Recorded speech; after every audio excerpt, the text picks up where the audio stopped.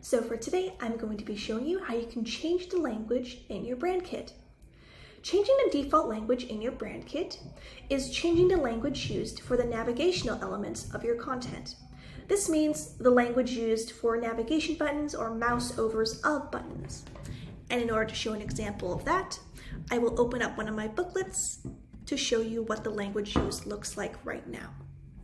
So as you can see, all the language used so far is all in English. Now, let's change the language. So to start, you'll want to be on your dashboard, and from your dashboard, look at the menu at the top left-hand corner. From there, click Brand Kit. Then, click Language.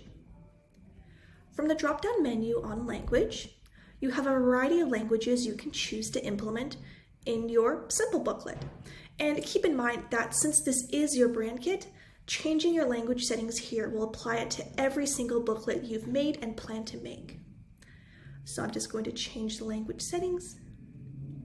That notification on top informs me that my language settings have been changed. And let's return back to our booklet. And as you can see, the language has indeed changed. And this applies also to those buttons being clicked.